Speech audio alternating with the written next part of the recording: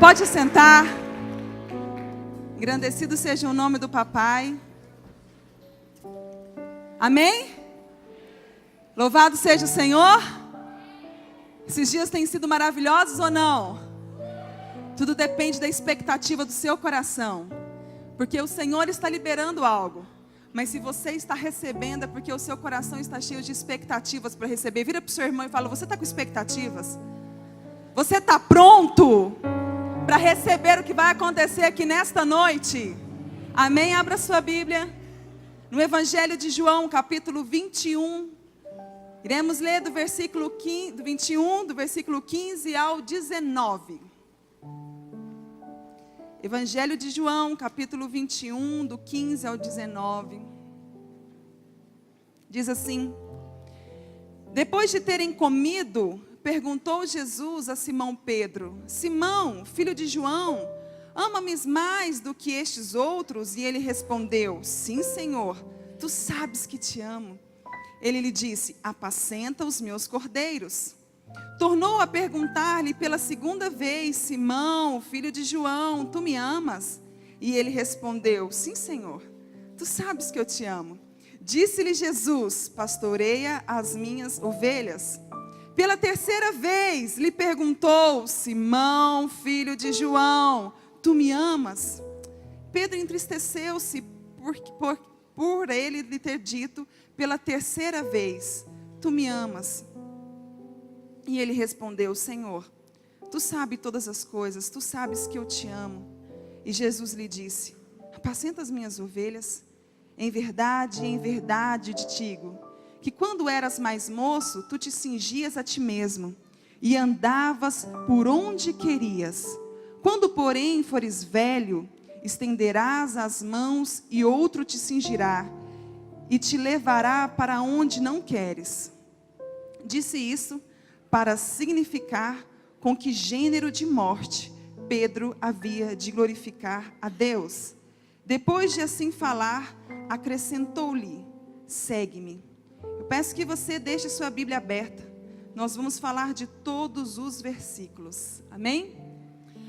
Essa semana, dia 9 de janeiro, terça-feira, eu completei 32 anos de idade. Eu particularmente, eu amo aniversário.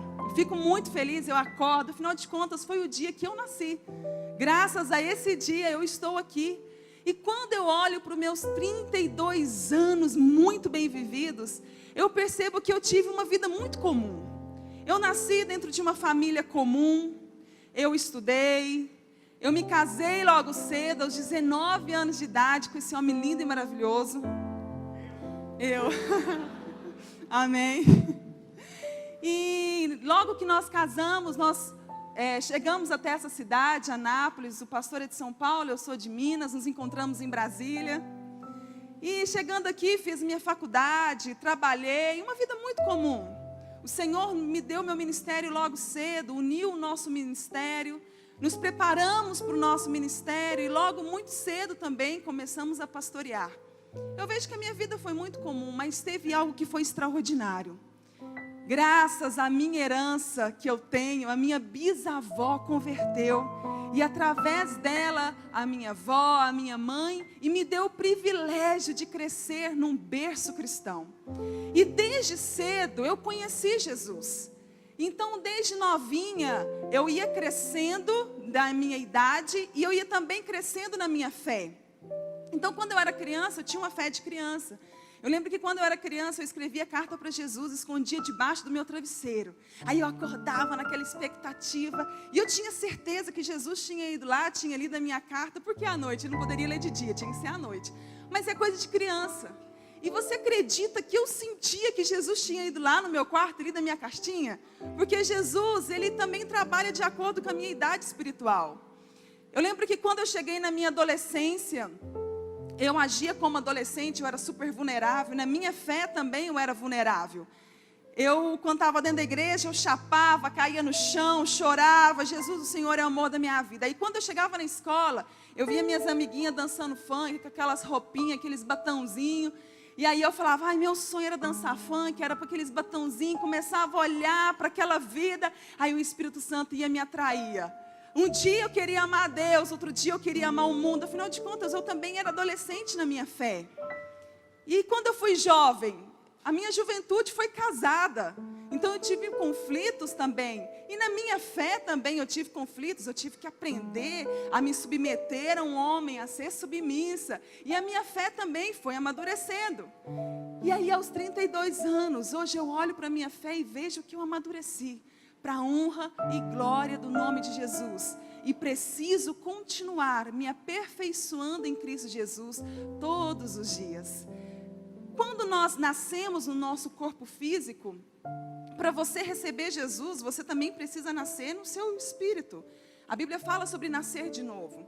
E quando você nasce pequenininho, você vai crescendo, obviamente você tem toda a sua estatura e você vai prosseguindo no seu crescimento. Na sua fé também é da mesma forma. Não importa se você nasceu em Cristo com 15 anos, ou com 35 anos, ou 40 anos, você vai nascer bebê. E aí você vai ter que crescer. Tem uns que crescem muito rápido, porque recebem os nutrientes necessários. Eu lembro que eu poderia crescer de qualquer forma, mas eu sendo muito bem alimentada, eu poderia crescer muito mais saudável, sem adoecer, e adoecia às vezes. E na fé também é da mesma forma. Se logo bebê você recebe os nutrientes certos, você vai crescer saudável, você vai crescer bem. Mas às vezes tem cristão que não recebe os nutrientes e cresce. Mas cresce meio atrofiado, e aí de vez em quando tem que internar para poder ter as vitaminas necessárias. O tempo de crescimento na fé, ele vai variar de cada pessoa para cada pessoa. Eu, graças a Deus, eu cresci junto com a minha idade. E eu tive essa vida comum, porém uma vida que, no meu comum, Deus fez o extraordinário. No meu comum, Deus me chamou. E eu vivi o extraordinário de Deus. E um homem que eu vejo também na Bíblia, que teve uma vida muito comum, foi Pedro. Eu tenho certeza que os amigos que cresceram com Pedro, vendo o que ele realizava, falavam, não tem lógica. Pedro era um homem tão comum, mas Deus sempre vai usar o comum para trabalhar no extraordinário. Ele vai usar as pessoas comuns para fazer o extraordinário dele acontecer. Ele pode usar pessoas não comuns, porque Ele é Deus, Ele usa quem Ele quiser. Mas quando Ele usa o comum, Ele transforma no extraordinário. E Pedro foi esse homem, ele nasceu em Betsaida. Ele tinha o seu irmão André, também apóstolo. Foi instruído na lei Torá. Teve poucas instruções. Foi casado, teve seus conflitos de casamento. Ele também trabalhava no ramo de pesca. Enfim, Pedro era um homem muito comum. Não tinha nada de diferente nele. Até o momento que Jesus libera a palavra, segue-me. E ele, obediente, ele vai. Até esse momento, ele era comum. Mas quando ele ouviu o segue-me de Jesus, ele começou a viagem mais louca da vida dele. Porque andar com Jesus é continuar comum, mas no comum, Deus fazendo coisas sobrenaturais. Amém? E Pedro era um homem muito vulnerável, afinal de contas, ele era parecido conosco. Ele errou, ele pecou, ele enfiou os pés pelas mãos. Hoje ele estava com tudo, amanhã ele não estava com nada. Ele era 880. Teve um dia que Jesus estava lavando os pés dos discípulos, e ele olhou para Jesus e falou assim, não, ó, o meu pé o senhor não vai lavar. E Jesus disse, se eu não lavar, você não vai fazer parte de mim. Ele disse, não, Jesus, não lava só o pé não, lava a cabeça, lava a mão. Ele era muito nós. Ele tinha muitos conflitos. Quem se identifica? Muitos conflitos. Porque ele estava crescendo na fé. Ele não tinha chegado à maturidade da sua fé ainda. Por isso que ele era dessa forma. Ele estava crescendo, ele estava rompendo, ele estava amadurecendo. E como um bom adolescente, como uma boa criança na fé, tem os seus altos e os seus baixos. Mas, nesse contexto dessa história, Jesus ele chega para amadurecer esse homem vulnerável. Ele chega para trabalhar na vida dele. Ele chega para curá-lo. Porque no contexto dessa história, Pedro havia negado Jesus por 3 vezes. Tinha acabado de negar. E Jesus tinha acabado de se sacrificar na cruz e ressuscitado no 3º dia. Olha que encontro fenomenal. O encontro do pecador com o encontro do Deus Todo-Poderoso. O encontro daquele que poderia não ter negado Jesus, e o encontro daquele que poderia ter negado, mas não negou e foi até o fim, por amor àquele que o negou. O encontro de duas pessoas, aquele que amou incondicionalmente e aquele na primeira oportunidade disse: Jesus, sinto muito, eu me amo muito mais que eu amo o Senhor. O encontro dessas duas pessoas deve ter sido muito louco. E nós estamos aqui para poder observar. Pedro negou, Jesus cumpriu. Agora imagina Pedro olhando para Jesus. Você já passou por essa situação? Quando a gente é adolescente, a gente passa muito por isso. Você faz uma coisa errada e você chega em casa. E sua mãe fica com aquele olhar como se ela soubesse. E realmente parece que ela sabe o que aconteceu, não é assim? E aí você fica assim, meio sem graça. Você fica, será que ela sabe? E aí ela dá uma indireta. E aí você fica naquela forma constrangida. Eu imagino Pedro da mesma forma. Afinal de contas, ele era ainda adolescente na fé. Pedro, ele olha para Jesus meio assim. Jesus olha para ele com aquele olhar de amor. Aquele olhar de paixão. E ele fala: Pedro, nós vamos começar agora uma jornada entre mim e você, nesse exato momento. Nesse momento, quando a gente acabar esse diálogo, você vai sair daqui restaurado. Você vai sair daqui transformado. Você vai sair daqui para ganhar esse mundo. Eu vou te transformar uma voz da sua geração. Porque aquilo que você não pode me dar, eu posso te dar. Eu vou te dar. E eu vou fazer você anunciar o evangelho, tanto para gentil como para judeus. Eu vou te transformar a voz dessa geração. Porque não é sobre quem você é sobre o que eu sou, sobre o que eu fiz. E eu vou realizar isso na sua vida, Pedro. E o Senhor vai fazer isso na sua vida também. O olhar dele agora está para você, para a sua direção. Não se esconda não, não abaixa a cabeça não. Ele está olhando para você. E depois dessa conversa aqui, Ele vai te restaurar. Ele vai te redimir. E você vai sair daqui louco para anunciar o evangelho em todos os cantos. Porque você é Pedro. Deus também te chamou. Deus também te vocacionou. E um dia, lembre-se, você ouviu o segue-me. E esse segue-me vai fazer toda a diferença agora na sua vida. Segura nessa cadeira, porque você vai sair daqui outro homem e outra mulher. Fala para a pessoa que está do seu lado, segura. Você vai sair daqui outra pessoa. Mas para isso acontecer na vida de Pedro, ele entendeu um princípio principal. Que ele deveria amar a Deus de forma exclusiva. Repita comigo: amar a Deus de forma exclusiva. Naquele dia, Jesus ele fez a mesma pergunta para Pedro 3 vezes. Essa pergunta ela foi feita em aramaico, mas o autor, João, narrou no grego. E ele utilizou duas palavras para o verbo amar, que é ágape e filéu. Ágape significa amar de forma mais elevada. E filéu significa ter considerado afeição, gostar de, ter amizade. Jesus, ele pergunta para Pedro: Pedro, ágape, Pedro, você me ama? Dizendo: Pedro, você me ama de forma incondicional? E Pedro responde: filéu, eu te amo um pouco. Eu te amo de uma forma limitada. É como se fosse assim: Simão, filho de João, ágape mais do que estes? E ele responde: sim, Senhor, tu sabes que eu te filéu. Pode ser que nesse primeiro diálogo Jesus tenha voltado aquele dia, quando ele estava se preparando para o seu sacrifício. E aí ele estava alertando que naquela mesma noite todos os discípulos o abandonariam. Aí quando Pedro rapidamente responde: se todos te abandonarem, eu não te abandonarei. E aí Jesus olha para aquele adolescente e diz: ainda nessa noite, antes que o galo cante, você me negará, meu filho, por 3 vezes. E isso aconteceu. Você percebe que nesse momento Pedro já não se compara mais. Jesus usa para o entendimento de Pedro. Isso aqui não é para Jesus entender. Jesus já sabia de tudo. Ele está ministrando na vida de Pedro. Pedro, você me ama, e aí? Continua da mesma forma? Você ainda continua com o meu pensamento que você está aqui para competir com o seu próximo?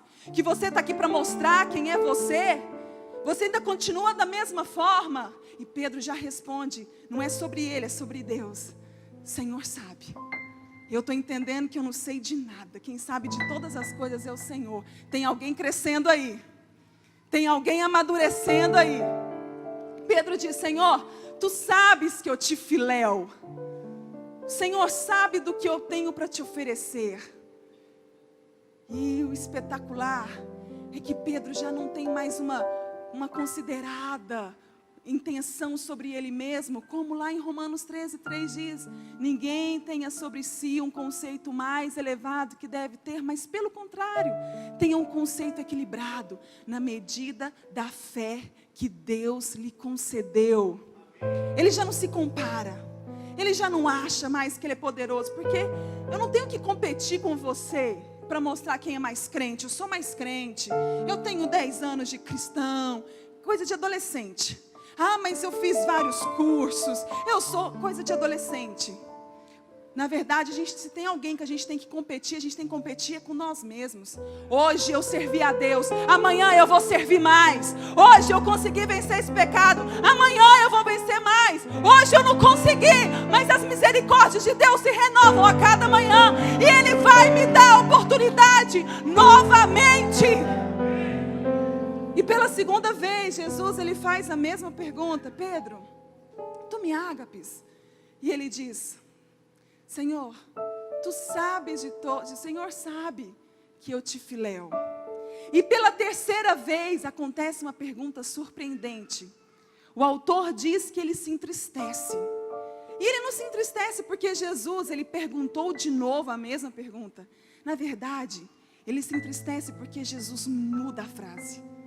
Ele já não usa mais ágape, ele diz assim, Pedro, você me filéu? Nossa, deve ter doído demais. Por isso que ele se entristeceu. Pedro, você então, é isso aí que você tem para me oferecer? E aí ele já abrange, ele diz, Senhor, tu sabes é de todas as coisas. O Senhor já não sabe só das coisas, o Senhor sabe de todas as coisas.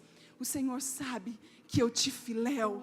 O Senhor sempre soube, desde o início, mesmo eu com aquelas minhas crises, que eu era o poderoso, o Senhor sempre soube, mas o Senhor não desistiu de mim. O Senhor está aqui de novo. Isso está me constrangendo, isso está acabando comigo, porque depois de ter visto o que o Senhor fez por mim, e ter visto o que eu fiz pelo Senhor, ainda o Senhor chega e diz, eu te aceito, limitado pela tua fragilidade humana. Eu aceito esse amor que necessita da graça de Deus para se tornar ágape. Meu filho, entenda uma coisa, eu te aceito, eu te aceito. E o erro é um fracasso, o pecado é um fracasso, sim, mas não é o fim. Enquanto houver vida, ainda há esperança. Quem tem mania de julgar, quem não quer erros, quem o tempo inteiro quer acerto, são pessoas. Porque a autoridade de Jesus é uma autoridade positiva. Ele orienta, Ele direciona, Ele motiva, Ele leva. Somos nós que queremos perfeição o tempo todo. O irmão pecou, acabou. Ah, mas pastor que cai, acabou para ele. Já não é a mesma coisa. É o seu julgamento que ainda não mudou. Ah, mas o irmão pecou, olha lá, misericórdia. Continua ainda um bebê na fé. Porque se você entendesse sobre Jesus, você entenderia que todos os dias Ele dá uma oportunidade de uma nova tentativa, de uma nova mudança. E quem escolhe é Ele, quem quer é Ele, quem faz é Ele. E Ele tem feito isso na sua vida. Vira para o seu irmão, fala isso para ele. Seja voz agora na vida dele. Deus tem feito isso na sua vida. Diga para ele, Ele não desistiu de você. Ele nunca vai desistir de você. Oh Senhor Jesus, maravilhoso, engrandecido seja só o teu nome, Pai.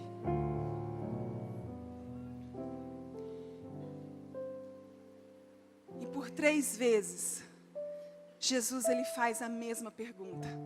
Sabe por quê? Porque Pedro negou Jesus por 3 vezes. E o que Jesus estava querendo dizer para Pedro naquele momento é: disse, para cada pecado seu, há uma dose suficiente da minha graça. Filho, a minha graça te basta. A minha graça te basta. O meu poder se aperfeiçoa na sua fraqueza. A minha graça te basta. Eu não estou aqui para te julgar.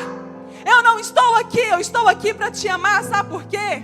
Porque eu faço assim. O método de Jesus ensinar, preste atenção, é assim. Eu faço, você olha e reproduz. E sabe o que eu estou te ensinando aqui, Pedro? Preste atenção nesse ensinamento. Você me negou, mas eu não te nego. Você não me ama totalmente, mas eu te amo completamente. Então, Pedro, pega esse amor, cuida desse amor, porque eu vou transformá-lo em ágape, pela sua disposição. O Senhor quer falar isso para você agora, em nome de Jesus. Você entrou aqui se achando o maior pecador. Parabéns, aqui é o teu lugar. Pecador.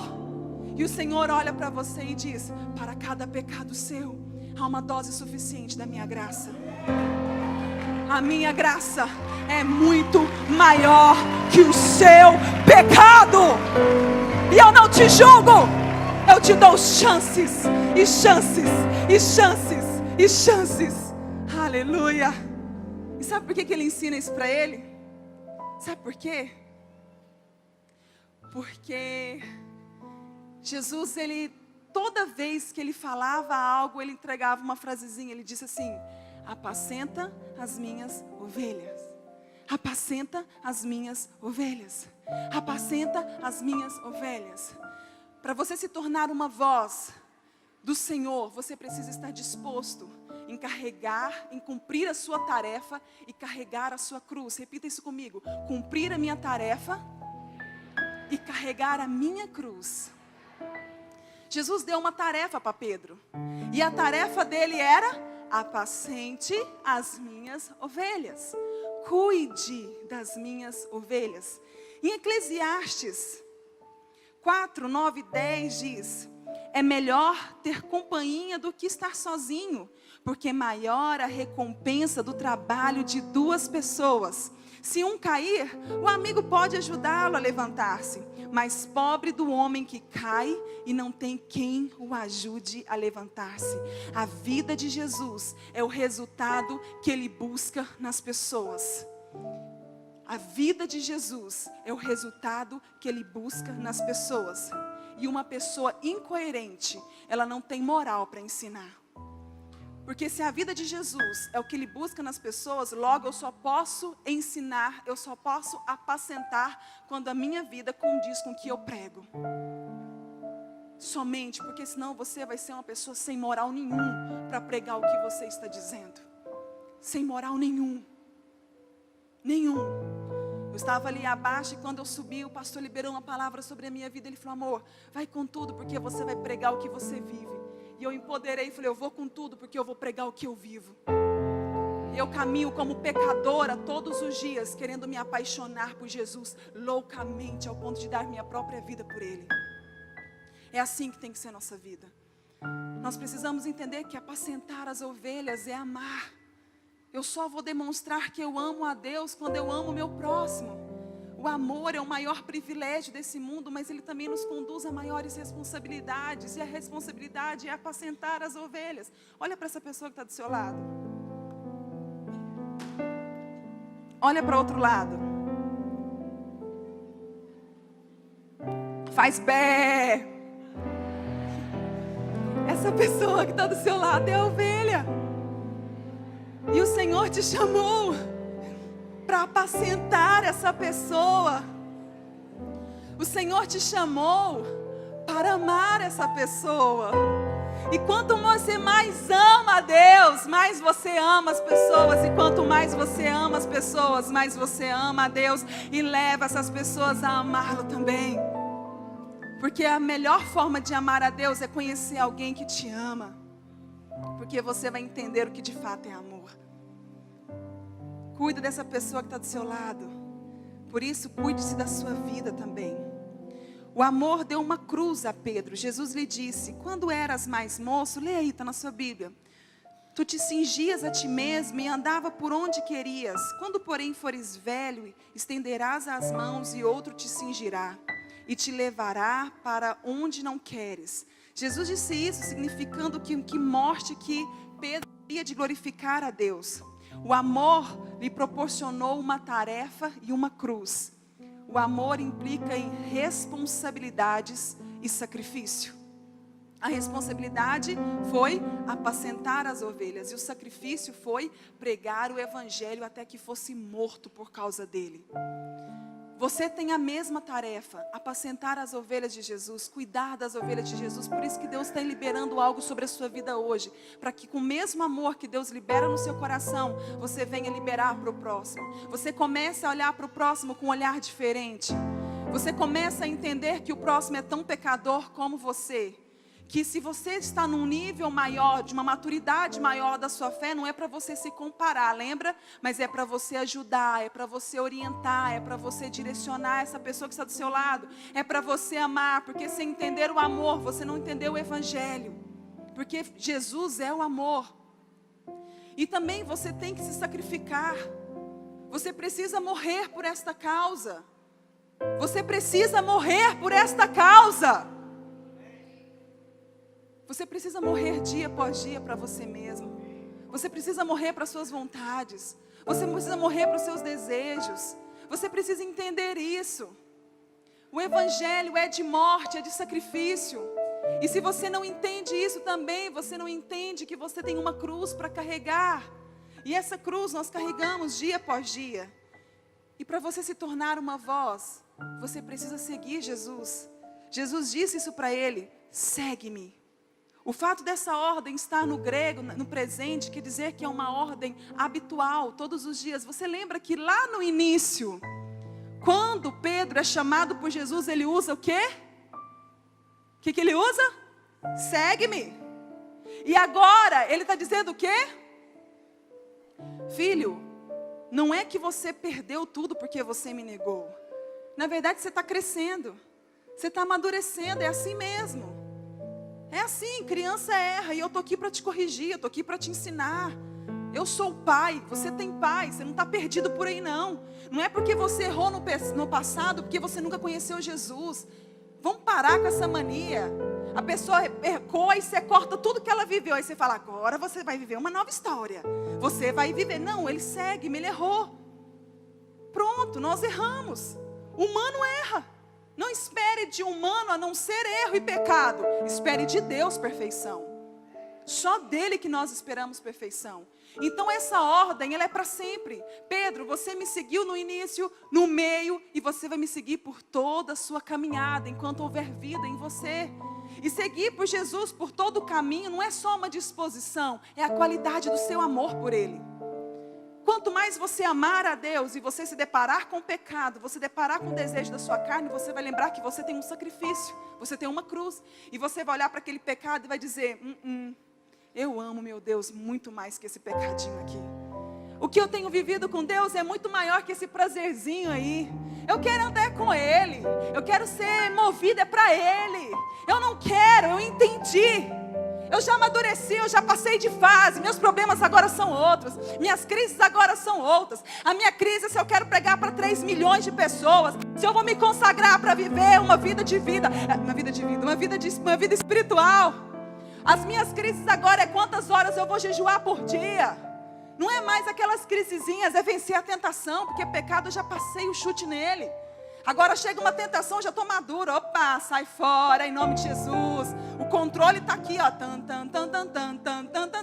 Localizou, fora. Vem cá, deixa eu te contar um negócio. Estou com uma tentação terrível. Deixa eu te confessar a minha tentação para eu não precisar confessar o meu pecado para você. Você entendeu que seguir Jesus é estar atento o tempo inteiro. É você estar ali, ó, andando nos caminhos do Senhor o tempo todo. Chega, acabou. Se você ainda está na onda de ficar pecando, Jesus, acorda, ama Jesus. À noite peca, acorda, Jesus, é porque você é criança. Mas não perdeu a esperança para você. Hoje, Deus quer te dar os nutrientes necessários para te fazer crescer. Para te amadurecer. Porque ainda enquanto houver vida em você, há esperança. Há esperança. E o Senhor te chamou para falar isso para você essa noite. Deus te chamou aqui para olhar e cruzar o olhar dele de amor para o seu olhar de pecador. E você olhar e se render totalmente a esse amor incondicional. Esse amor que nos enche. O processo de seguir Jesus é ser cheio do Espírito Santo. Uau! Agora chegou na hora do fogo. Se prepara. Quando Pedro, ele tem todo esse ensinamento e ele fica impactado, empoderado, cheio no dia do Pentecoste. Faltava só um fogo para o cara virar a voz da sua geração. E ele está lá orando, ele está lá buscando. Vem de repente como um vento impetuoso o Espírito Santo, porque ele chega chegando. E aí ele vem e bufo no Pedro. E Pedro se empodera e une-se. A igreja se une naquele momento quando o Espírito Santo desce sobre a igreja se uniu. E a igreja forte, foi aí que ela começou a impactar o mundo. Ela começou a andar pelo mundo inteiro, porque só anda pelo mundo a igreja que estiver forte. E nós só vamos ser fortes quando nós andarmos juntos. E eu não estou dizendo de church não, eu estou dizendo de todas as denominações. Porque a igreja não é feita aqui, igreja é feita onde proclama o Evangelho. E a sua função é se levantar para restaurar a igreja de Cristo e fazer-nos andar juntos para impactarmos esse mundo lá fora. Essa é a nossa função. E quando o Espírito Santo veio também, sabe o que ele fez? Ele deu poder para testemunhar. E por onde esses homens andavam, eles testemunhavam o poder do Espírito Santo de Deus. Por onde Pedro andava, ele testemunhava o poder de Deus. Ele foi tratado no seu caráter, ele foi moldado na sua personalidade, ele amadureceu a sua fé. E quando o Espírito Santo veio sobre ele, ele começou a proclamar pelo mundo inteiro que Jesus era o Messias. Seja ora pedradas, seja em aplausos, não importa como ele estava, importa que ele tinha uma tarefa, e a sua tarefa era apacentar sem temer, com ousadia, aquele que um dia te amou primeiro. Essa foi a função dele. E em Atos 4:13, tem um versículo sobrenatural, como toda a Bíblia. Diz assim: então eles, vendo a ousadia de Pedro e João, e informados de que eram homens sem letra e doutos, maravilharam-se e reconheceram que eles haviam estado com Jesus. Ao usar essas palavras, Lucas, no livro do Atos dos Apóstolos, não está dizendo que Pedro e João eram analfabetos, não. Está dizendo que eles eram homens comuns. Ele está dizendo que aqueles homens eram homens sem um conhecimento maior. Eles não eram doutores, eles não eram eruditos. Ele era um homem do povo, mas um homem que se dispôs a Cristo, que entendeu o ensinamento de Cristo e se levantou com ousadia para proclamar o Evangelho a toda criatura e fazer discípulos de todas as nações. Um homem que um dia ouviu o Evangelho e o Evangelho fez sentido para ele. Ele já não se tornou mais aquela multidão que seguia Jesus por onde andava. Seguir Jesus não é seguir os feitos de Jesus. Seguir Jesus é ser igual a Ele. É isso que é seguir. Seguir não é você, está curando, então lá, deixa eu ver, cura. Está fazendo um projeto para pedir um carro, deixa eu lá pedir também. Mas quando você ouvir cair para você ser uma nova pessoa, eu estou lá. Porque eu quero ser uma nova criatura. Carro, amém. Casas, amém. Mas o que eu quero acima de qualquer coisa é o amor ágape no meu coração. E por ele ou para ele, eu preciso ter o alimento necessário para isso. Eu preciso me alimentar necessário. O ano começou. Uma nova oportunidade para você também. Às vezes você olha para o seu ano e você fala: não foi tão bom. Eu tive os meus altos e os meus baixos. E eu culpei algumas pessoas por isso. Porque na verdade, o pastor não me deu oportunidade, né, para crescer. Na verdade, o culpado é ele, não sou eu. Porque eu sou um maravilhoso. Ainda você é uma criança. Ainda você é um bebê. Porque você não entendeu que quem para o seu ministério é Deus. Porque você não está preparado para realizá-lo. Quem para você é o Senhor. Porque quem tentará contra o braço forte de Deus? Quem rege a sua vida é Deus e homem nenhum pode. E se você parou de crescer, é porque você começou a olhar para o mundo e querer ser igual ao mundo. Parou de ter vida consagrada e ouvir a voz de Deus. Não culpe ninguém, o culpado sempre será você. Afinal de contas, vai para o céu sozinho. E a graça está em cima de você. E Deus escolheu, foi você. Pronto, acabou. Entenda isso. Levante-se com ousadia. E mesmo as pessoas vendo que Pedro era aquele homem comum, isso não deixou, isso não impossibilitou deles ficarem maravilhados por aquilo que eles eram. E ainda testemunharem que de fato eles andaram com Jesus. Você quer prêmio maior? Você quer prêmio maior? É quando as pessoas começarem a olhar para você e não ver só um dom e um talento, mas começar a ver Jesus. As pessoas olharem para você e ver que você está aprendendo a amar. Lembrando que o segue é um gerúndio, é continuar. É continuar. Porque se você chega no nível e já acha que você já é a última pipoquinha do pacote, você ainda está dando fruto de ser um adolescente na fé. E você precisa crescer. E não tem problema, você tem tempo suficiente para isso. Então cresça, então amadureça, então se levante com ousadia. E eu quero que se levante agora só as pessoas que querem ter ousadia esse ano. Eu quero que se levante só aqueles que querem proclamar o Evangelho. Eu quero que se levante só aqueles que querem amar a Jesus incondicionalmente. Eu quero que se levante somente aqueles que estão entendendo essa palavra. Aqueles que querem mais de Deus. Aqueles que não é mais multidão. Aqueles que se tornaram discípulos, que ouvem a voz do seu Pai e dizem: eis-me aqui, Senhor, faz a tua obra em mim, move no meu caráter. Eu não saio daqui até eu ter um ágape, até eu ser apaixonado, entregue totalmente ao cuidado daquele que me amou primeiro. Oh, Espírito Santo de Deus, Espírito Santo de Deus, Espírito Santo de Deus, Santo Espírito de Deus. Existiu uma conversa agora entre você e Deus. Você reconheceu que você é fiel a Jesus? Ou você ainda tem um conceito elevado sobre você mesmo? Ou você ainda se acha superior a qualquer um aqui? Eu quero orar por você, para que você venha ter esse entendimento em nome de Jesus. Em nome de Jesus. Eu quero orar porque eu quero que em nome de Jesus, dentro dessa igreja se levante vozes potentes, vozes proféticas, vozes que vão abençoar o próximo, vozes que vão evangelizar, vozes que vão levar o amor de Cristo, vozes que quando chegar um pecador para você, sabe o que você vai fazer? Você vai abraçá-lo e dizer: estamos juntos, meu irmão. Você caiu, mas eu sou voz da sua vida. Eu te ajudarei a levantar. Oh, Espírito Santo de Deus, cadê as vozes aqui? Levante sua voz agora e comece a dizer: Espírito Santo, vem sobre a minha vida em nome de Jesus. Vem sobre a minha vida em nome de Jesus. Vem sobre a minha vida em nome de Jesus. Eu quero. Oh, Espírito Santo de Deus. Oh, Espírito Santo de Deus. Oh, Espírito Santo de Deus. Oh, Espírito Santo de Deus.